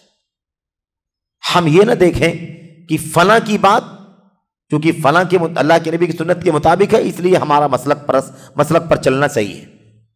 مسلک پرستی نہیں ہے بلکہ حق پرستی ہونی چاہیے، اس لیے یہ نیت بھی ہے۔ تو اب یہاں دیکھا آپ نے، سنت نہ ہو، راستہ نبی کا نہ ہو تو نیک نیتی کافی نہیں ہے، اور نیت اچھی ہو لیکن سنت کا راستہ نہ ہو، یعنی نیت اچھی ہے کہ ہاتھ رفع دین ہم کرتے ہیں، یا مثال کے طور پر ہاتھ سینے پر باندھتے ہیں، ہے تو سنت کے مطابق، لیکن دل میں کیا ہے، میں شافعی مسلک کا ہوں، شافعی کا مسلک صحیح ہے، ہاتھ کہاں باندھنا چاہیے؟ سینے پر باندھنا چاہیے۔ تو شافعی رحمت اللہ علیہ کی پیروی کرنا یہ مطلوب نہیں ہے، مطلوب ہے سنت کی اتباع کرنا، سنت کی پیروی کرنا۔ تو دونوں لازم ملزوم ہے، ایک کو چھوڑنے سے عمل ناقابل قبول ہو جائے گا، اور یہی دونوں عمل کی قبولیت کی شرطیں ہیں کہ نیت بھی خالص ہو اور طریقہ بھی سنت کی پیروی کا ہو۔ کیا کہا؟ حق وہ ہے جو سلف امت کی سمجھ کے مطابق، اچھا بات ہو گئی نا، صحیح بات لے لی جائے گی، غلط بات چھوڑ دی جائے گی۔ تو صحیح بات لے لی جائے گی مطلب صحیح بات سنت سے مطابق ہونے کی وجہ سے لے لی جائے گی، اور اعتبار سنت کا ہوگا نہ کہ فلاں کا ہوگا، اعتبار فلاں کا نہیں ہوگا بلکہ سنت کا ہوگا، اور ہم یہ سمجھیں گے کہ فلاں صاحب کا مسلک یا فلاں صاحب کا موقف اور ان کا منہج کیا ہے، نبی کریم صلی اللہ علیہ وسلم کی سنت کے مطابق ہے۔ ہم بھی سنت کے مطابق چلنا چاہتے ہیں، اس لیے ہم بھی نبی کی سنت پر چل رہے ہیں، اس لیے نہیں کہ امام شافعی کا مسلک ہے، اس لیے نہیں کہ احمد بن حنبل کا مسلک ہے، اس لیے نہیں کہ حضرت امام ابو حنیفہ کا مسلک ہے یا حضرت امام مالک کا مسلک ہے، نہیں، اس لیے نہیں، اس لیے کہ وہ سنت ہے، اس لیے کہ وہ سنت ہے۔ تب ہم واقعی اہل سنت ہوں گے، اہل الحدیث ہوں گے، واقعی تب ہم سلفی ہوں گے، اور واقعی ہم سچے پکے دین کے پیروکار اور اس پر عمل کرنے والے مانے جائیں گے۔ حاشیے میں ایک دو باتیں بڑی اہم ہیں، وہ آپ پڑھ لیں۔ دیکھیے سوال جہاں شروع ہوا ہے، جواب شروع ہی میں شیخ صالح فوزان نے کیا کہا تھا؟ پہلا اصول یہ ہے، یہ 3 اصول بتائے شیخ نے، 3 اصول بتائے۔ کیا؟ پہلی بات تو یہ کہ اہل علم و بصیرت سے رجوع کرے، اہل علم و بصیرت سے رجوع کرے۔ دوسری چیز کیا ہے؟ جلد بازی سے کام نہ لے، بلکہ کیا کرے؟ تحقیق سے کام لے، تحقیق سے کام لے، تدقیق سے کام لے، اور اشتعال کی بات نہ کرے، عجلت سے کام نہ لے۔ اور تیسری چیز کیا ہے؟ اہل علم کی ہم نشینی اختیار کرے اور سلف امت کی کتابیں، تحریریں یا ان کی سیرت کا مطالعہ کرے، پڑھے، اس کے ذریعے سے انسان حق پر قائم رہے گا۔ اب آپ دیکھیے شیخ نے سلفی منہج پر قائم رہنے کے لیے جو اصول پوچھا گیا تھا اس میں 3 باتیں بیان فرمائی ہیں۔ یہ تینوں باتیں، ان میں سے کوئی چیز نئی نہیں ہے کہ آج کا فلاں کام کرنا چاہیے، آپ کو فلاں فرقے سے جڑنا چاہیے، فلاں شخصیت سے، فلاں کو پڑھنا چاہیے، فلاں کو دیکھنا چاہیے، فلاں سے رجوع کرنا چاہیے، نہیں۔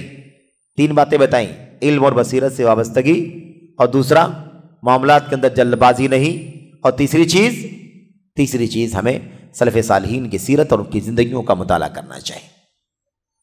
یہاں پر کہتے ہیں انسان کو چاہیے کہ اہل علم و بصیرت سے رجوع کرے۔ اس پر حاشیے میں شیخ صالح فوزان حفظہ اللہ کے شاگرد شیخ جمال بن فرحان الحارثی رحمت اللہ علیہ کی بات دیکھیں۔ اہل علم و بصیرت ہیں کون؟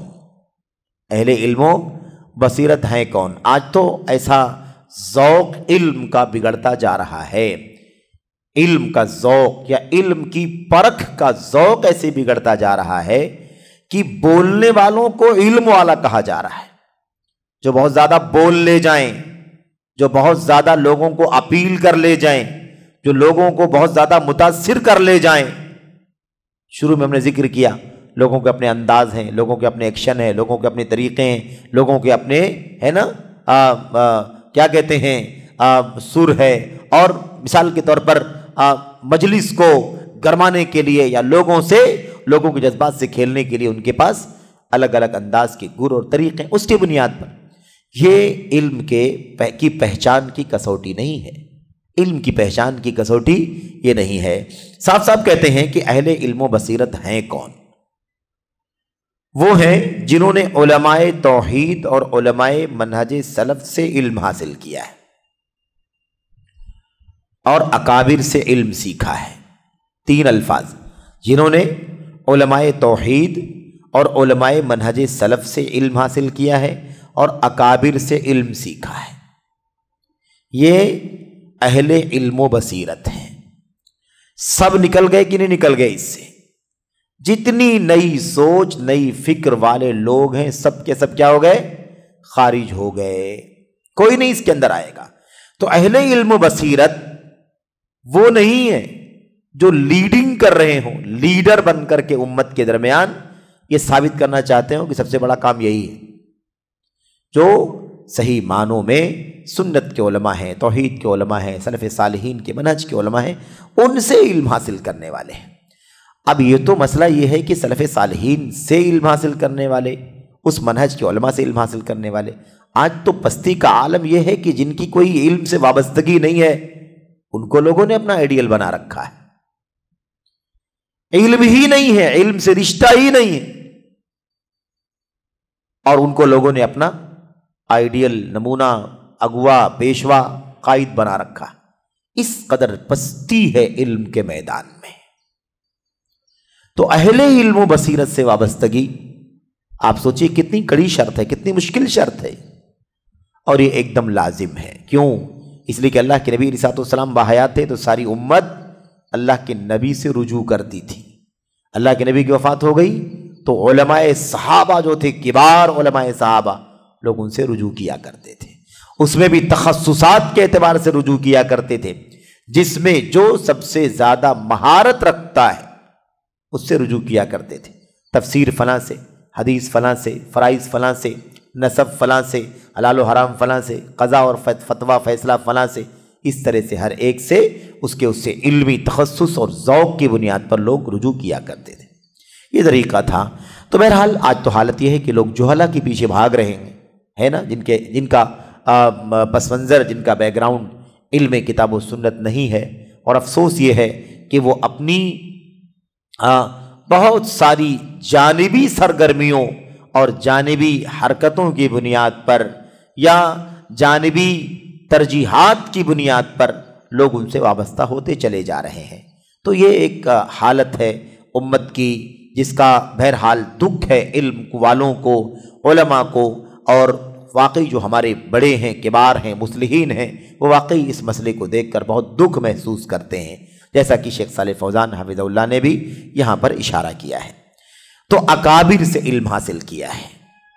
اب جن لوگوں نے علم ہی حاصل نہ کیا ہو ان کے بارے میں کیا کہا جائے؟ یا جن لوگوں نے اپنی عقل کے ریزلٹ کو، عقل کے نتیجے کو دین بنا دیا ہو ان کے بارے میں کیا کہا جائے گا؟ جنہوں نے ادھر سے ادھر سے کہیں کچھ تھوڑا بہت علم حاصل کر لیا ہو، پڑھ لیا ہو، اسٹڈی کر لی، ان کے بارے میں کیا کہا جائے گا؟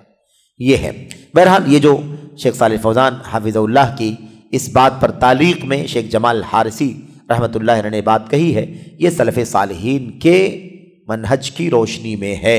عبداللہ ابن مسعود رضی اللہ تعالیٰ عنہ نے بھی کہا تھا، لا يزال الناس بخیر ما اخذوا العلم عن اکابرہم وعن امنائہم، جب تک امت کے لوگ اپنے بڑوں سے، اپنے سچے علماء سے اور اپنے امناء سے، امانت دار علماء سے علم حاصل کریں گے تب تک خیر اور بھلائی میں رہیں گے۔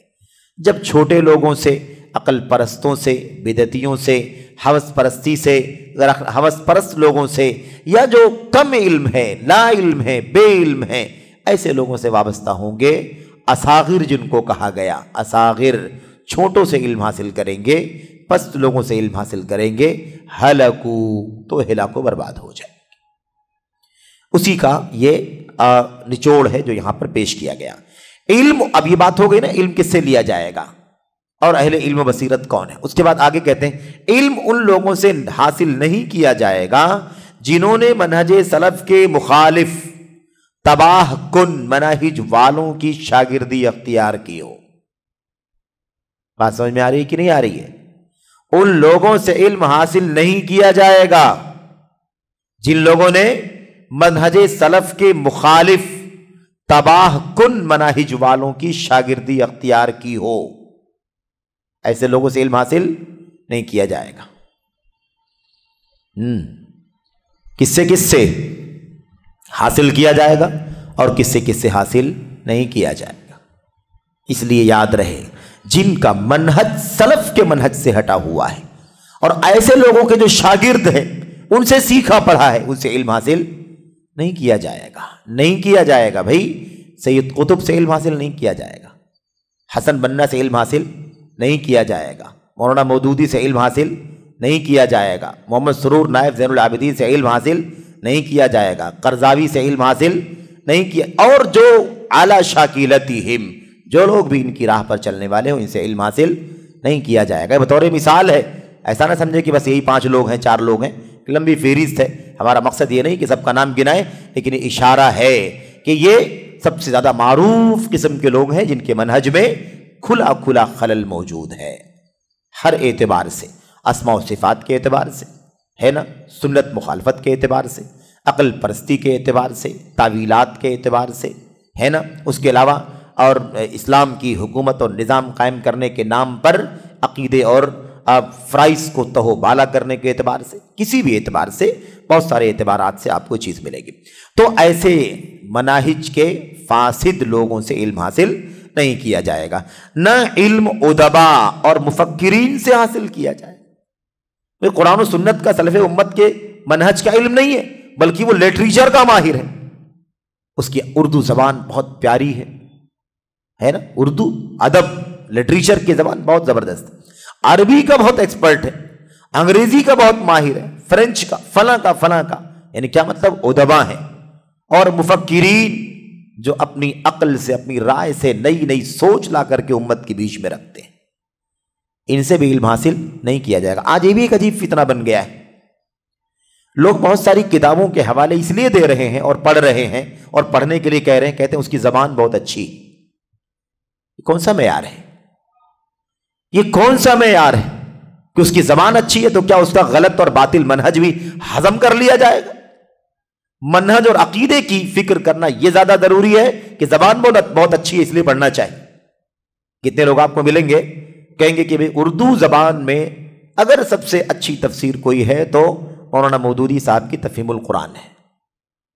अरबी ज़बान में कोई सबसे अच्छी तफसीर है तो सैयद कुतुब की फी ज़िलालिल कुरान है। उलमा लिख, हमारे उस्ताद मोहतरम अल्लामा अब्दुल मोहसिन बिन हमद अल अब्बाद अल बद्र से किसी ने एक बार सवाल किया, सामने की बात है, पुरानी बात है, कई साल पहले सवाल किया कि फ़ी ज़िलालिल कुरान जो तफसीर है, जिसको तफसीरुल ज़िलाल कहते हैं लोग, इसके बारे में आपका क्या ख्याल है? तो उन्होंने कहा सैयद कुतुब मुफस्सिर नहीं थे, आलिम नहीं थे, कातिबुम मिनल कुत्ताब व अदीबुम मिनल उदबा, वो तो लिटरेचर के लिखने वाले थे, एक राइटर थे, एक अरबी ज़बान के माहिर थे, कोई मुफस्सिर और आलिम थोड़ी ना थे। तो उनकी किताब क्या तफसीर की किताब है? उसमें तो सब अक्ल परस्ती है, हवस परस्ती है, और न जाने कैसी कैसी बातें कही गई हैं। और इससे पहले हमने आपके सामने जिक्र भी किया है कि उनकी किताब के अंदर ऐसी ऐसी बातें हैं जो सरासर अकीदे के सख्त खिलाफ है। बहरहाल उन तफसीलात में इस वक्त जाने का मौका नहीं। कहने का मतलब यह है कि अब ज़बान के नाम पर आप कहें फलां की ज़बान बहुत अच्छी है इसलिए उसको पढ़ना चाहिए।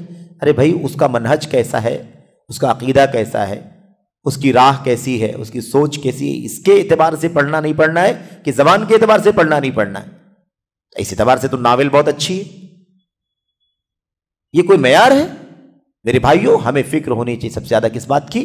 عقیدہ، منہج، سنت کا راستہ، صحابہ کا راستہ اس کے اندر صحیح ہے کہ نہیں، ایمان، عقیدے، عمل، ہر اعتبار سے اس کا راستہ صحابہ کا سلف کا راستہ ہے کہ نہیں، اس کی فکر کرنی چاہیے۔ اب کوئی آدمی کہے اردو زبان میں آپ کو تفسیر پڑھنی ہے، تفہیم القرآن پڑھنی ہے، کیونکہ اس سے اچھی زبان نہیں، تو آپ زبان اور لٹریچر سیکھنے کے لیے کتاب پڑھنے جا رہے ہیں یا قرآن کریم کی تفسیر سیکھنے کے لیے پڑھنے جا رہے ہیں؟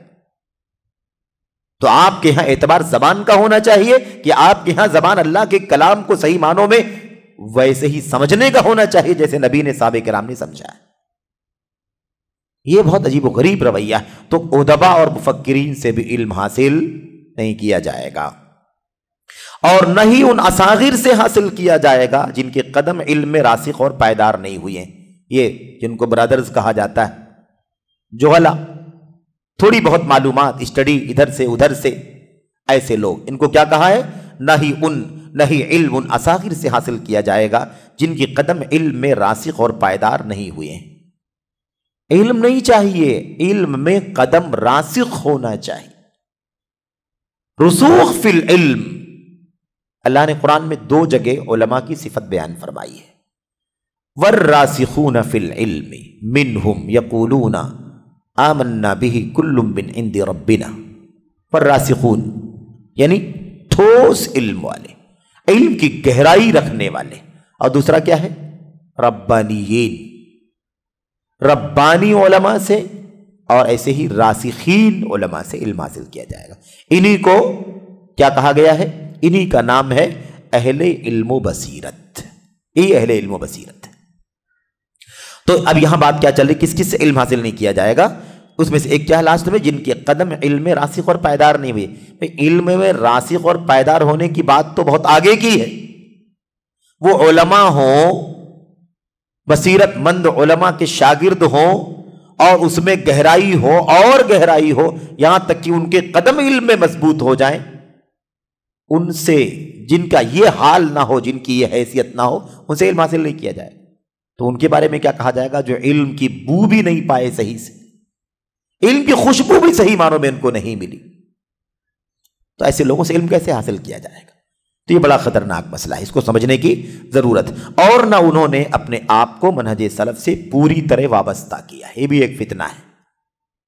کوئی آدمی یہاں وہاں، اس تنظیم اس تنظیم، اس شخصیت سے جڑا ہوا تھا، اور اس کے بعد کیا سمجھ میں آیا کہ وہاں سے الگ ہو گیا اور دوسرے نام سلفی اہل حدیث نام سے دائی بن کر کے کھڑا ہو گیا، اور ہم لوگوں نے اس کو بولنا سننا شروع کر دیا، اس کو پڑھنا شروع کر دیا، اس سے فائدہ اٹھانا شروع کر دیا۔ بھئی مسئلہ یہ ہے کہ کیا اس نے اپنے آپ کو پوری طرح منہج سلف سے وابستہ کیا ہے؟ نکل کر کے آیا کہیں سے، لیکن وہ جہاں سے نکلا وہاں سے نکلا، لیکن وہ جہاں آیا وہاں آیا یا نہیں آیا، اس کا کیسے پتہ چلے گا آپ کو؟ اس لیے منہج سلف سے پوری طرح وابستہ کیا ہے یا کہ نہیں کیا ہے؟ ایک پیراگراف ہے، یہ علم و بصیرت والے علماء ہیں نا، یہ علم و بصیرت والے لوگ ہیں، ایک پیراگراف میں دنیا کے سارے فتنوں کی قلعی کھول کر کے رکھ دی شیخ جمال حارثی۔ آپ سمجھ لیں کہ اگر ہم نے اس راستے کو سمجھ لیا کہ علم کس سے حاصل کرنا ہے اور کس سے حاصل نہیں کرنا ہے، تو آپ سوچئے اس دور میں کتنے سارے مسئلے حل ہو جائیں۔ اس کے بعد آگے چلتے ہیں، ایک اور حاشیہ ہے، صفحہ نمبر 494 پر یہ ہے آیت کریمہ جو سورہ النساء کی آیت کریمہ ہے 94، جس میں یہ کہا گیا تھا نا ایمان والو، جب تم اللہ کی راہ میں جا رہے ہو تو تحقیق کر لیا کرو، اور جو تم سے سلام علیک کرے اسے یہ نہ کہہ دو کہ تم ایمان والے نہیں ہو۔ کیا تم دنیاوی زندگی چاہتے ہو؟ اللہ کے ہاں بہت ساری نعمتیں ہیں تمہارے لیے۔ بہرحال اس لیے جب بھی کوئی ایسا معاملہ ہو تو تحقیق کر لیا کرو۔ اس آیت کریمہ کے سبب نزول کا پس منظر حاشیے میں لکھا ہوا ہے۔ لکھتے ہیں اس آیت کریمہ کے سبب نزول کے بارے میں ابن عباس رضی اللہ تعالی عنہما بیان کرتے ہیں، مر رجل من بنی سلیم على نفر من اصحاب النبی صلی اللہ علیہ وسلم وهو يسوق غنما له فسلم عليهم فقالوا ما سلم عليكم الا ليتعوذ منكم۔ میں ترجمہ کرتا ہوں تاکہ بات مختصر میں ختم ہو جائے۔ ایک آدمی بنو سلیم کا تھا، قبیلے بنو سلیم کا ایک آدمی نبی کریم صلی اللہ علیہ وسلم کے صحابہ کے پاس سے گزرا۔ کیا مطلب ہے؟ صحابہ کرام تھے جو رات کو مدینہ طیبہ کی جو اسلامی نظام کی باؤنڈری تھی اس کا تحفظ کرنے کے لیے، اس کی دیکھ ریکھ کرنے کے لیے راتوں کو گشت کیا کرتے تھے۔ ٹھیک ہے، چلتے رہتے تھے، دیکھتے رہتے تھے کہیں کوئی سازش نہ ہو رہی ہو، کہیں کوئی مسئلہ پیدا نہ ہو رہا ہو، کہیں کوئی اسلام کو، مسلمانوں کو نقصان پہنچانے کی کوشش نہ کر رہا ہو، اس لیے وہ اپنی ذمہ داری ادا کرتے تھے۔ اسی دوران صحابہ کرام کے پاس سے ایک شخص گزرا جو قبیلے بنو سلیم کا تھا۔ اب ہوا یہ کہ وہ اس کے پاس بکریاں تھیں، وہ بکریاں چراتا ہوا ان کے پاس سے گزرا۔ فسلم علیہم، وہاں سے گزرا تو اس نے ان صحابہ کرام کو سلام کیا، السلام علیکم ورحمۃ اللہ، سلام کیا۔ فقالوا، تو صحابہ نے کیا کہا؟ ما سلم علیکم الا لیتعوذ منکم، بھائی اس نے جو سلام کیا ہے یہ صرف اس لیے سلام کیا ہے تاکہ تم سے اپنے آپ کو بچا لے۔ یعنی مطلب کیا ہے؟ صحیح معنوں میں یہ مسلمان نہیں ہے، تو یہ مسلمان نہیں ہے، کافر ہے، لیکن اب سامنے سلام کر رہا ہے تاکہ آپ سمجھیں کہ مسلمان ہے اور آپ اس کو چھیڑ چھاڑ نہ کریں، چھوڑ دیں اس کو۔ فعامدوا الیہ فقتلوہ، اب یہ صحابہ کرام نے یہ سوچا کہ ایسا مسئلہ ہے اور شاید یہ دکھانے کے لیے سلام کیا تاکہ ہم سے بچ جائے، ہم اس کو کوئی سزا نہ دیں۔ بہرحال یہ سوچ کر کے اس کی طرف بڑھے اور اسے قتل کر دیا، اس بکری کے چرواہے کو قتل کر دیا۔ وَأَخَذُوا غَنَمَهُ، اور اس کی بکریوں کو بھی لے لیا، بکریوں کو لے گئے۔ اچھا، فَأَتَوْا بِهَا النَّبِيَّ صلی اللہ علیہ وسلم، اور اسے لے کر کے نبی کریم صلی اللہ علیہ وسلم کے پاس آئے اور بتایا کہ اللہ کے نبی ایسا ایسا ہوا ہے۔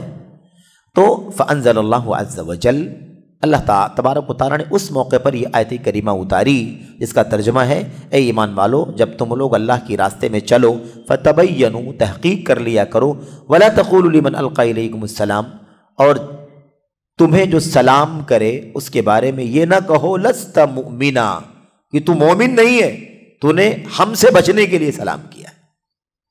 یعنی صحابہ کرام نے جو کیا تھا، اللہ تعالیٰ نے صحابہ کرام کو آیت کریمہ اتار کر کے تنبیہ کیا کہ ایسا تمہیں نہیں کرنا ہے، تمہیں تحقیق کرنا ہے، تحقیق کرنے کے بعد کوئی ایکشن لیتے، تحقیق کرنے سے پہلے تم نے کیسے ایکشن لے لیا اور کہا کہ اپنے آپ کو بچانے کے لیے اس نے سلام کیا ہے، مسلمان نہیں ہے، قتل کر دو اسے۔ یہ طریقہ صحیح نہیں، تحقیق کر لیا کرو۔ تو آیت کریمہ اسی پس منظر میں اتری ہے، یہ بتانے کے لیے یہ بات یہاں پر لکھی گئی تھی۔ اس کے بعد آخر میں دیکھیں 496 نمبر صفحے پر حاشیہ نمبر 1 ہے، نیچے آخری سطر میں اس میں یہ لکھا ہوا ہے کہ آج بہت سے کتابچے، تحریریں، تقریریں، مقالات، مضامین ایسے لوگوں کی جانب سے آ رہے ہیں جو شرعی امور سے جاہل اور نابلد ہیں، بس لوگوں کو بھڑکاتے ہیں۔ یہ نیچے لکھا ہوا ہے نا، اس پر حاشیہ لگا ہوا ہے۔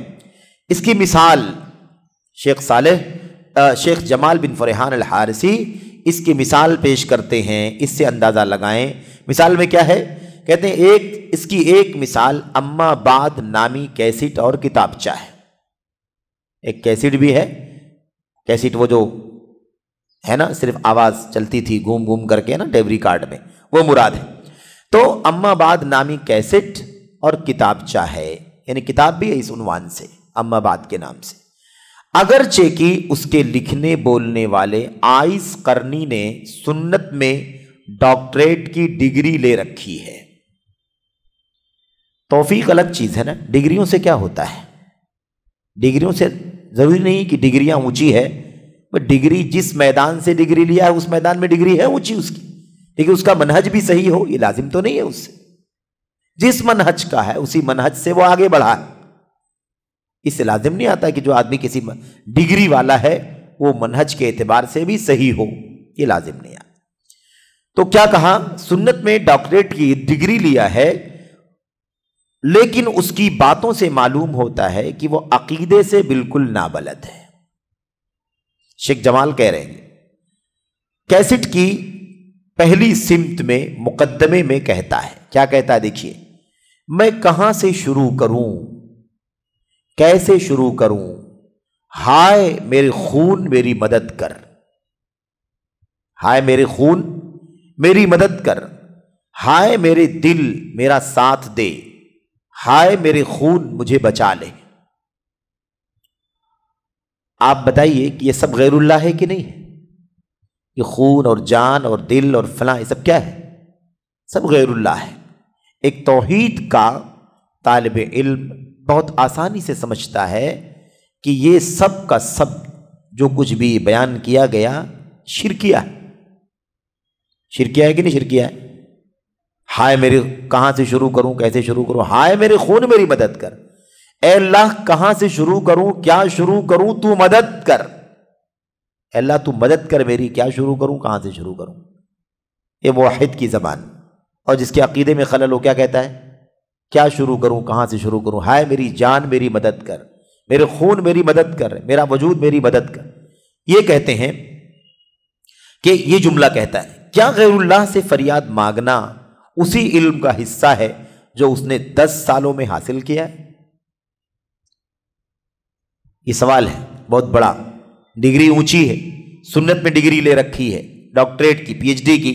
کیا غیر اللہ سے فریاد مانگنا اسی علم کا حصہ ہے جو اس نے 10 سالوں میں حاصل کیا ہے؟